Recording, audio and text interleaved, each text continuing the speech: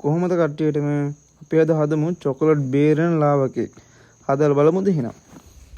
අපිට මේ ටික ඕන කරනවා ලාවා කේක් හදන්න. ඉස්සෙල්ලාම චොකලට් ටිකයි බටර් ටිකයි මේ වගේ දිය කරගන්න ඕන.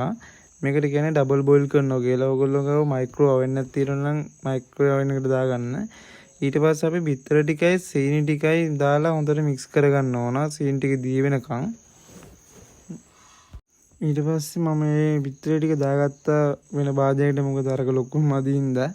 ඊට පස්සේ සීනි ටික ආයේ හොඳට දී වෙනකන් බිත්තර ටික හොඳට බීට් කරගෙන අපි කලින් දී කරගත්ත චොකලට් ටිකෙන් ටික ටික දාලා බිත්තරත් එක්ක හොඳට කවලම් කරගන්න ඕන. ඔයාලත් ගෙදරදී මේ වගේ රස කෑම වර්ග හදන්න කැමති නම් මාව සබ්ස්ක්‍රයිබ් කරලා තියාගන්න මතක ඇතුව. ඊට පස්සේ අපි මේ ටික හොඳට කවලම් කරගත්තට පස්සේ අපි මේකට පිටි ඇඩ් කරගන්න ඕන. පිටි අඩුවෙන් දාගන්න නැත්නම් ලාවා කේක් එකේ එන්නේ නැහැ. මම මෙතන පිටි ග්‍රෑම් 30ක් වගේ තමයි පාවිච්චි කරේ. ඊට පස්සේ මේ ටිකත් හොඳින් කවලම් කරගත්තට පස්සේ අපි කප් කේක් ට්‍රේ එකක් අරගෙන ඒකට දාගන්න ඕන. මේ පදමට තමයි ලාවා කේක් බැටර් එක එන්නේ.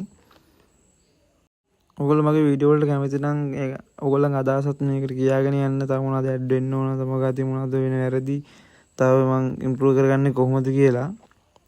ඊට පස්සේ අපි මේ වගේ ට්‍රේ එකක් අරගෙන කප් කේක් ට්‍රේ එකක් අරගෙන මම මේ හාල් දාගන්නේ මොකද කප් කේක් එකට අක් ගාලා ගලව ගන්න පුළුවන්. මේ වගේ ඊට පස්සේ දාගන්න තියෙන්නේ. ඔයගොල්ලෝ මේක oven එකට දාගන්න කලින් oven එක විනාඩි 10ක් සෙල්සියස් එක 200 ප්‍රී හීට් කරගන්න.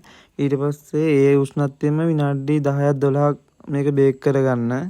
හරි එහෙනම් ඔයගොල්ලොත් මේ විදිහට ගෙදරදී ලාවා කේක් හදලා බලන්න.